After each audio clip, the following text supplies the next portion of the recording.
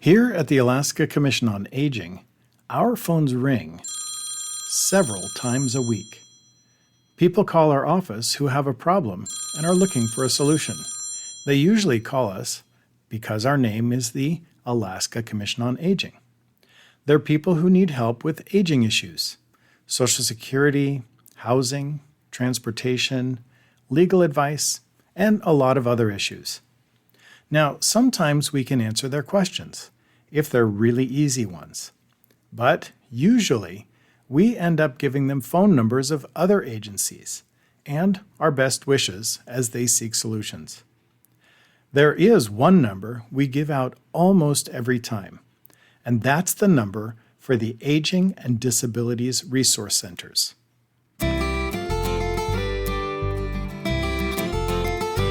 Welcome, everyone, to Alaska Wisdom and Wellness. I'm Marty Lang. And I'm Beth Ransom. And we're your hosts for the program. Alaska Wisdom and Wellness is a program designed especially for Alaskan elders and seniors, as well as those who are actively involved in their caregiving. As we grow older, there are often many questions and concerns that arise. Our goal is to address these issues and provide you with practical insights to make life easier. So whether you're listening in Ketchikan or Kaktovik, Utqiagvik or on Alaska, or somewhere in between, welcome to Alaska Wisdom and Wellness. Today on Alaska Wisdom and Wellness, we have several folks here with us who work at the Aging and Disability Resource Centers.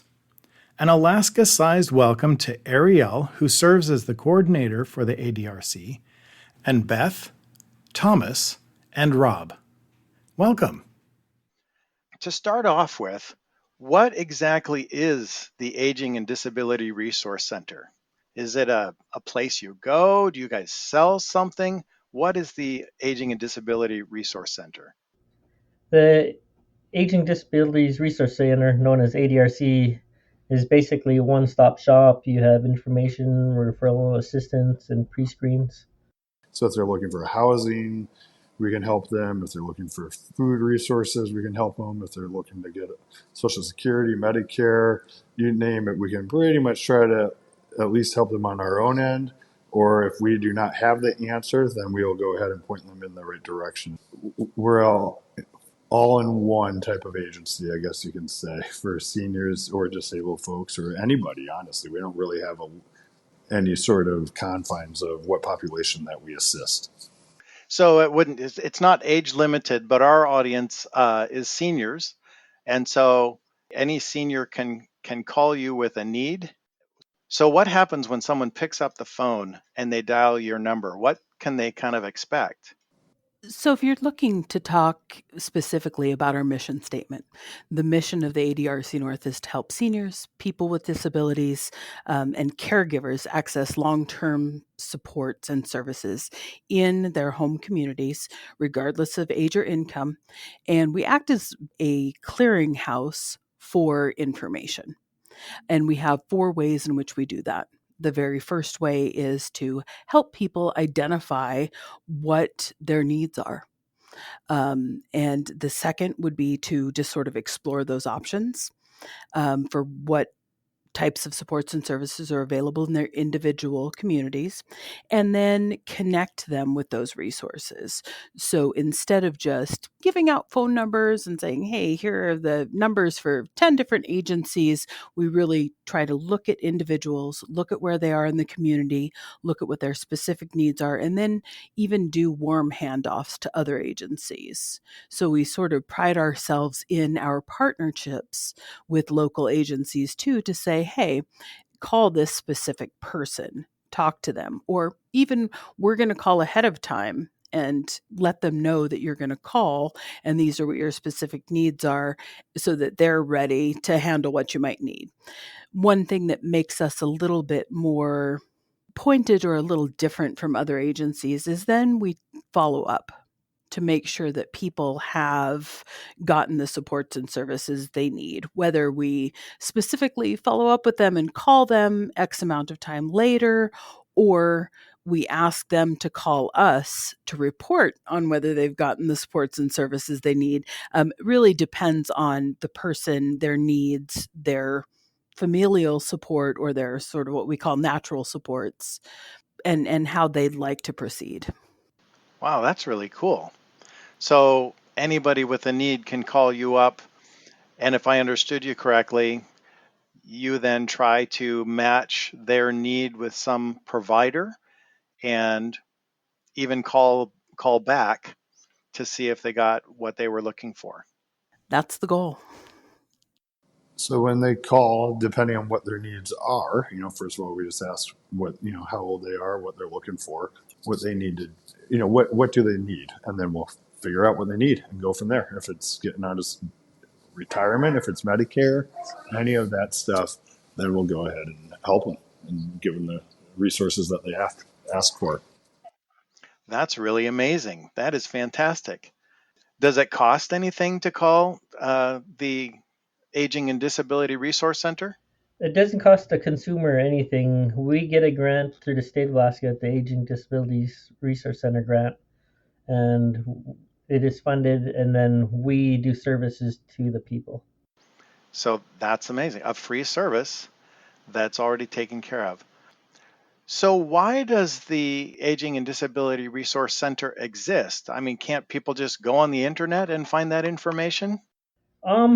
Yeah, they can, but sometimes it's a little tricky to find their way through some of the systems. So it's easier just to go to somebody that's been around and knows how to work the systems and where to find the exact information they're looking for, our applications. And some people don't even have internet. The difference between just calling and getting information or looking it up online is the fact that we really try to help a person decide how to use the resources that are available and how the services can work together. The goal would be to create a network of care and reach out and say, you know what, if you're going to grab this service, if you're going to ask for home delivered meals, why not look in that same area and see if you can get food boxes delivered once a month as well? Or if you're going to use in-home supports and services, let's look and talk about home modifications and how services go together to create a truly stable base for people looking for services. Okay. Wow. That's fantastic. So could you please give me some examples of some of the phone calls that you get? Rob, do you want to field that so there's a different voice in the world? So, we get calls every day that range from, do you have any money to help us with gas, to, do you have any money to help me make sure that my utilities don't get shut off, to, my mother-in-law is, experiencing stage 4 cancer. What resources are out there for us to help her? It ranges all over the place. For in the Bristol Bay region area, we get phone calls anywhere from Lendon Library looking for hospital beds, portable commodes, applications for food stamps, food bank, any other type of Social Security. I'm turning 65 next month. What are the steps I need to do to sign up for Medicare? I am 62. Can I take my Social Security retirement? What's the difference if I do it now versus when I'm 70? To what is the income limit for me to be able to sign up for Medicaid? Another call is, where do we send our tax form for our Social Security? To how do we sign up for disabilities? Those just a handful of examples right there. Do you have any firewood?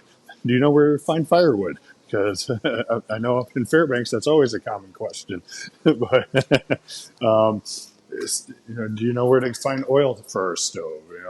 Where's a turkey for Thanksgiving that we can get? Because I have a family of 12 and I can't afford to feed them all. So I think that's just in one day of maybe even 1 hour of work that we get those type of calls. So Wow. That's an amazing array of questions that people bring to you. And so you guys know all the answers to this? we do the best we can, and if we don't know the answer, we will definitely find it for them. That's one of our main objectives, is if we don't know it, we'll definitely get you an answer and try to help the best we can. And as far as getting answers is concerned, I think that one of the big things is those partnerships that we mentioned earlier. Is that knowing, like Rob said, knowing who to reach out to and get the answers, or the idea that we have made these critical relationships and that those people are available to help us respond and respond correctly so that people get the right thing. And I think that I'm not telling any tales out of school to say that sometimes it takes more than one call. Sometimes a person will call in and will give some direction and a place to go. They call back and give us feedback, and we have to go a different direction, either because of where they live or because of their particular situation, or the service simply, unfortunately, sometimes was not available. Some of us has some direct lines to certain agencies, so we can get through a little quicker. Instead of dialing a 800 number, we'll have a direct line. So in a way, kind of used a metaphor, you guys are like, there are these strings out there, and you're the ones tying the knots together to make the connections between the person that has the need and the people who are offering the service, as well as connecting the service providers to make sure that all of the need is getting met. Is that kind of an okay analogy? I think network really does. If you think about fishing and actual net work, that's what we aim to do, is to tie everyone together so that we're all working toward the same goal.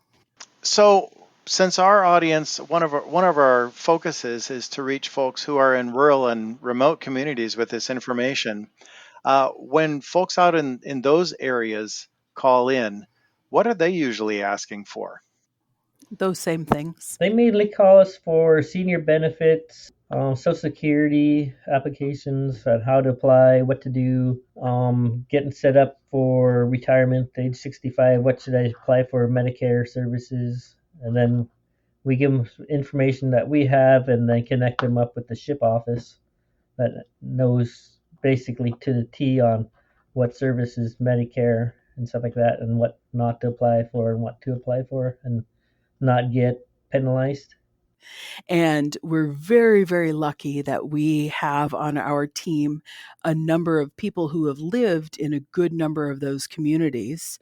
But we're also very lucky that we've been able to travel out to some of these places and learn what the resources are in these communities. And at least get some touchstone places that we can call to help people get connected. One of the things that we do find when we get calls from rural Alaska is they know very well what their own community resources are.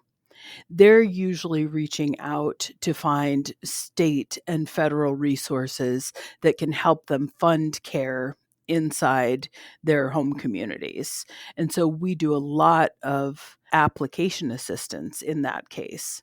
So we have spent many hours, Rob, tell me if I'm lying, on the phone with individuals filling out applications in rural areas so that we can help them with that and then move that application forward and make that connection.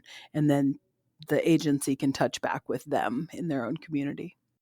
Okay. Yeah, many days of filling out applications.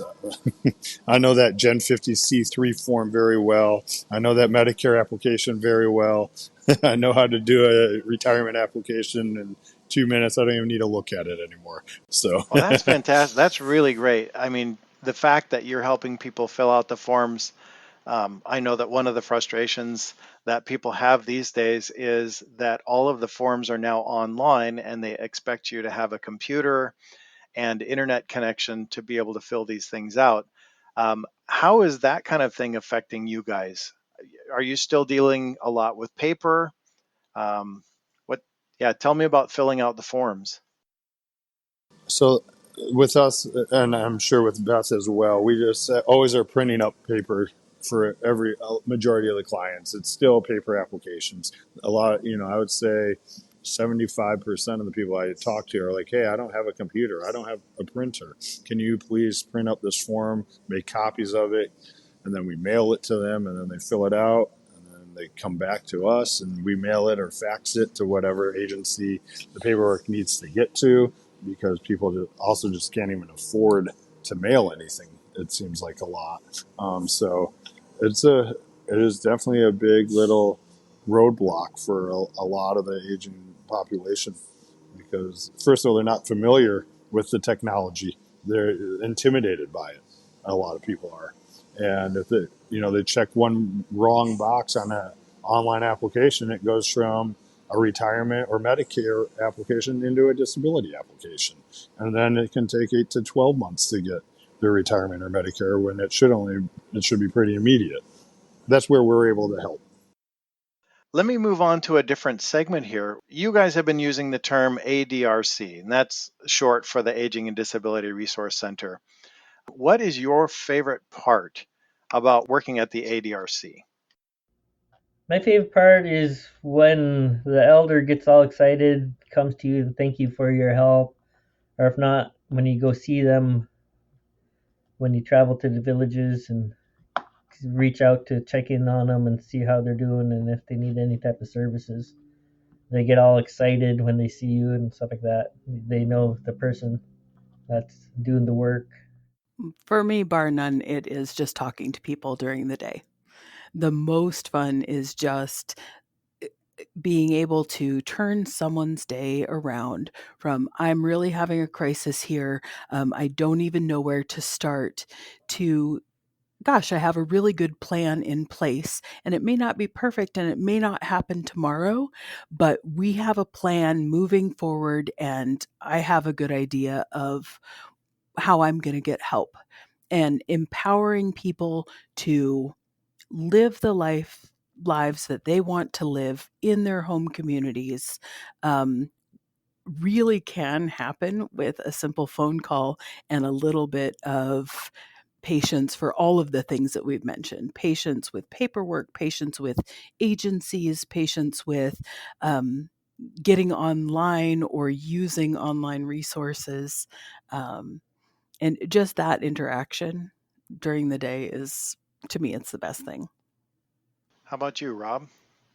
I would fully agree with Beth. To have someone call in totally in panic, crisis mode, and then being able to resolve their issues, and then getting a follow up call saying thank you so much, everything lined up exactly as we were hoping. We were sleeping in a tent, and now we have housing. Or my mother has no money, and then all of a sudden we got them on disability, and then and then there's constant reliable funding to where they can afford their housing. They have power again, or whatever it is. It's a reward factor. And I've done a lot of different things in my life as an adult for employment, and this job has been one of the more rewarding ones that I've ever had for that reason. Just knowing probably thousands of people that we've affected, and in a positive way, is just really encouraging and exciting to know that we're able to do that. How about you, Ariel? Well, for me, I'm in the background. I supporting aging and disability resource centers. And so, as part of that, it's just kind of ensuring that things for them are going as smoothly as possible in terms of how they work with the state and in their operations to let them do the work that they do. So I think just knowing the level of support the ADRCs offer and being able to support them in doing that, I find that to be really meaningful. Don't go anywhere. We'll be right back.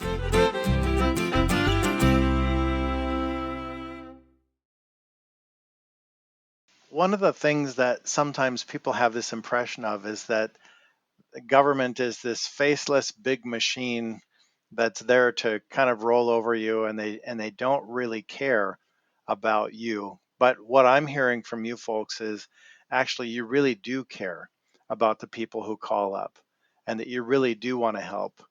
That, to me, that's really, really awesome. What a great job. So, do either of you have a story that you'd like to share of kind of your typical, maybe not a typical case, but just a case where someone needed help and you got to follow it all the way through to the end? One person I started a Social Security disability case with them back in 2015. And they came into my office probably about 6 months ago saying that we finally were awarded disability. And it took us 3 times of applying. It took us 3 appeals. We took it all the way to the federal appeal court and won the case. And then they ended up getting a substantial back pay check because it was 7 years of, fighting this, and Social Security awarded them from the date that we started it back in 2015. So that person was able to start anew after years and years of struggling, and to know that the 7 years of hard work to make it happen actually ended up succeeding with it. Now, it's not like that all the time, but that is definitely one of the positive ones for sure. How about you, Beth? Yeah, absolutely. Kind of the same type of thing.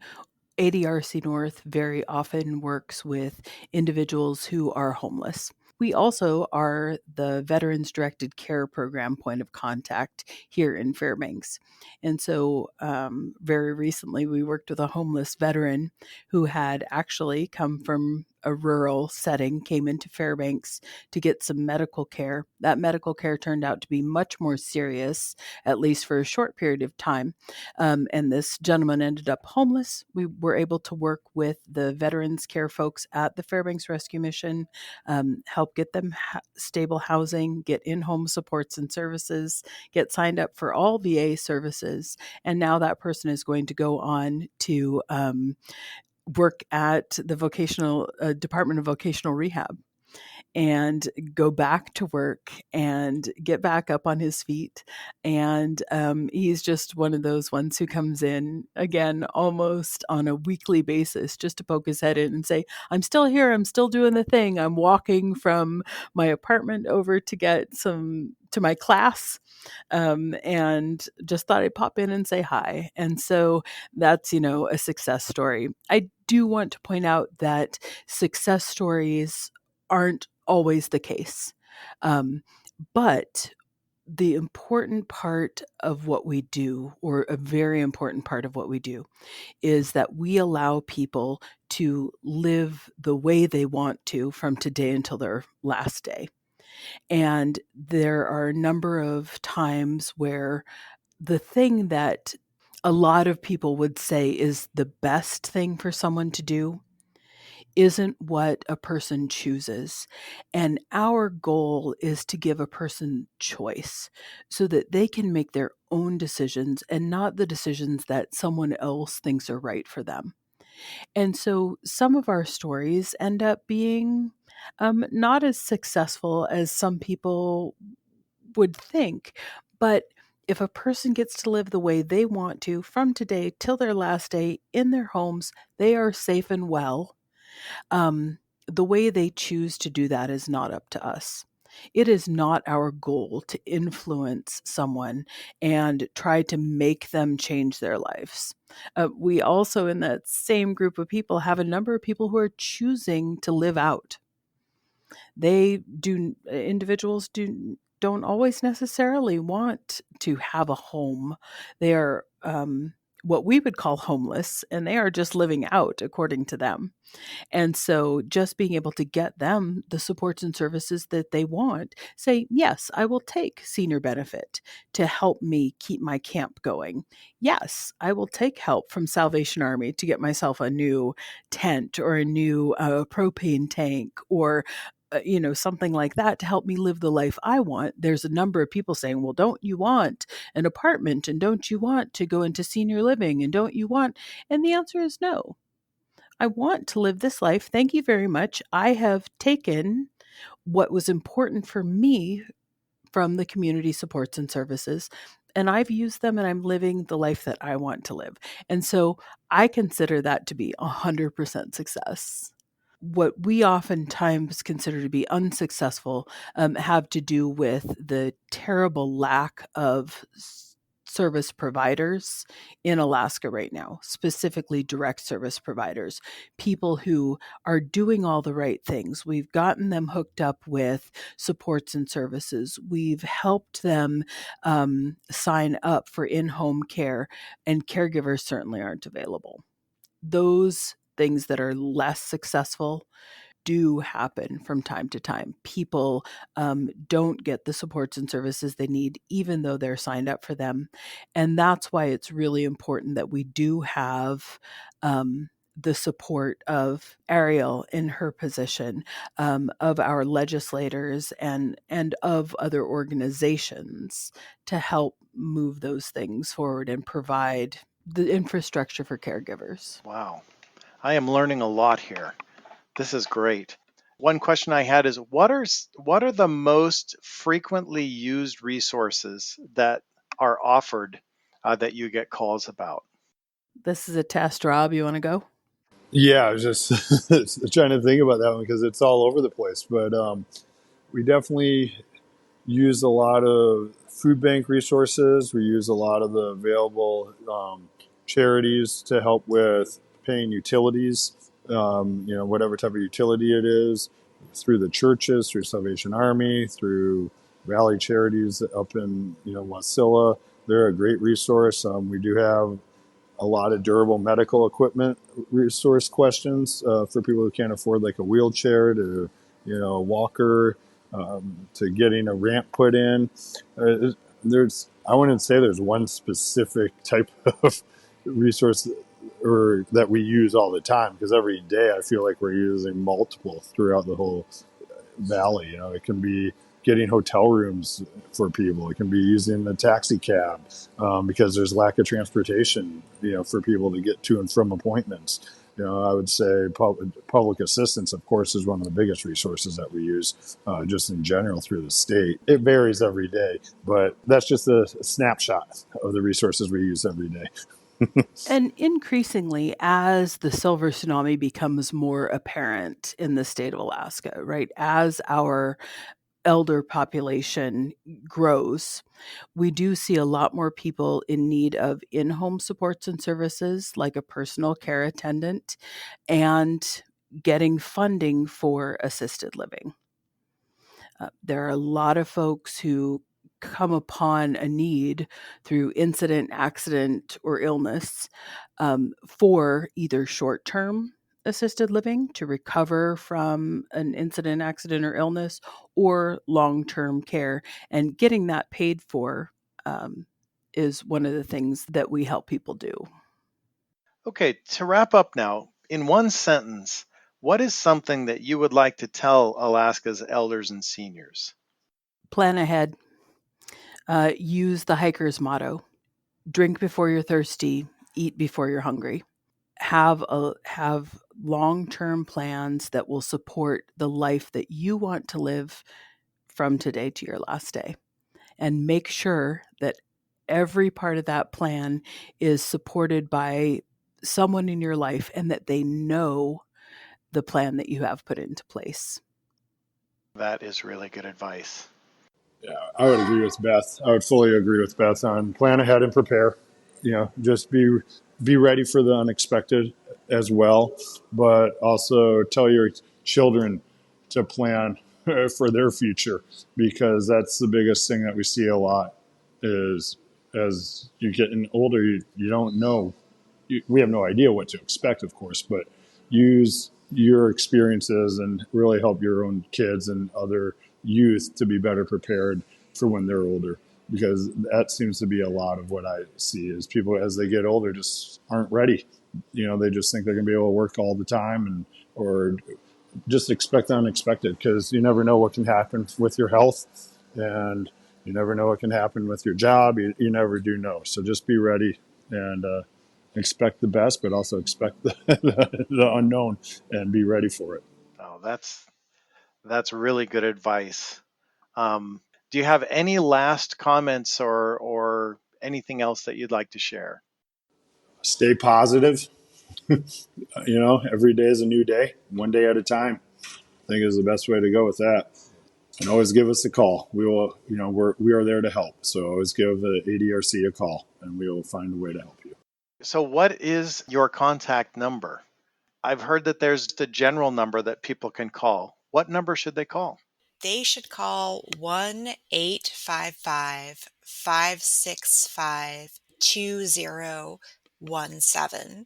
So if you're anywhere in the state of Alaska and you don't know what Aging and Disability Resource Center might be the one to help you, you should call that number, and through that number, you can get connected with those different regional ADRCs.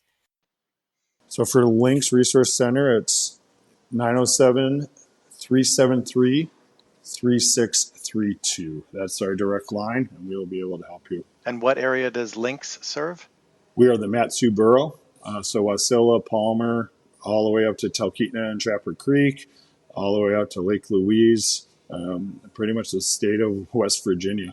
And, we help people from all over the state, of course, but that is our main population. Squetna, rural areas that have to snow machine in for appointments. Yeah, so that's pretty fun, the way people get to our appointments.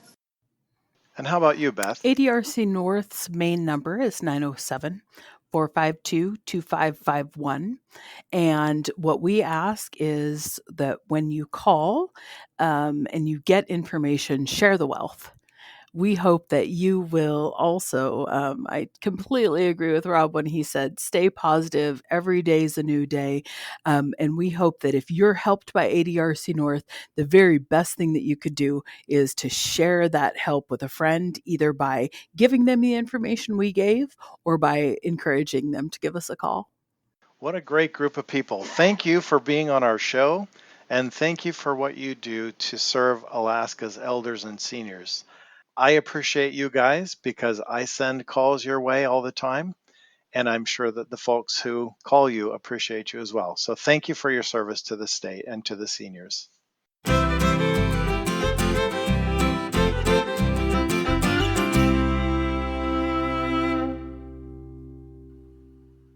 So now it's time for Pat's Points.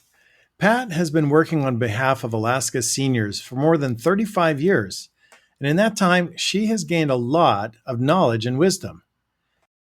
Pat, what did you find notable in our conversation with the Aging and Disability Resource Centers folks today? I think the first thing that was very notable, Marty, was that the ADRCs are a great resource for navigating through many of the complex issues of what elderly and Alaskans might need. And if they can't help, then they will connect you with a provider who can assist you, because there are lots of hurdles out there and information to gather. And that, I think, is their strong point. They're not everywhere in the state, but they do have that 800 number, I think it was, to call. So that is what I gained from it. Great resource, context. They were more than willing to help the elderly in our state. Yeah. And kind of a one-stop first place that you call if you're stuck, and most likely they're going to be the ones who will get you a good answer. That's right. And if they don't have the answer, that collaboration with other entities and agencies that can help is what they do as well, making those referrals and the follow-up. I think that was really a strong point, is that they follow up to make sure that the senior or elderly person was connected to the services that they need, and to see how they're doing. That's a great point.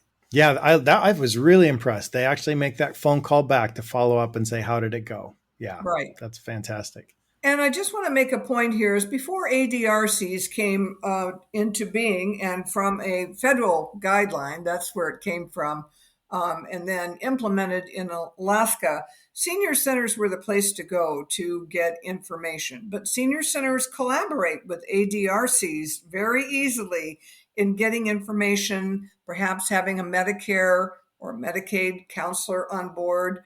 And so they are a great resource as well, with equipment they might loan. But People get benefits when agencies and those people who are working in those provider situations collaborate with other agencies. That's the best benefit for people.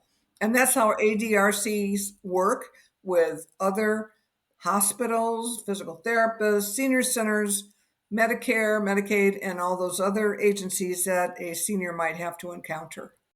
So, in essence, a senior maybe should just go down to the local senior center first.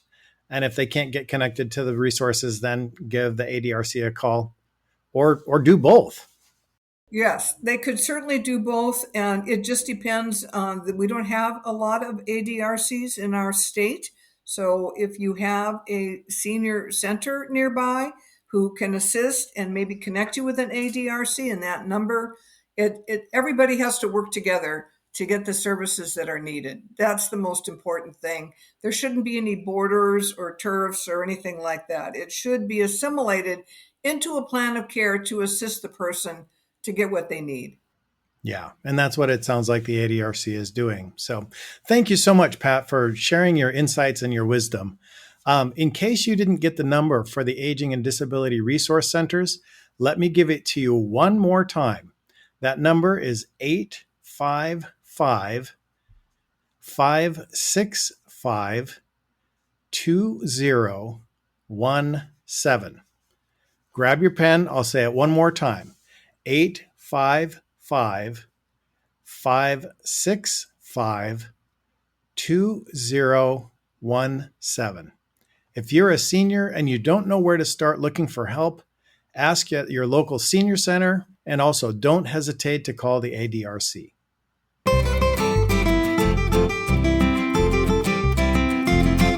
Alaska Wisdom and Wellness is a production of the Alaska Commission on Aging. Our theme music, High Clover, was provided by Audio Hero and downloaded from www.videvo.net. Today's program was edited by yours truly, Marty Lang, who is also your host, along with Pat Branson. Thanks for listening.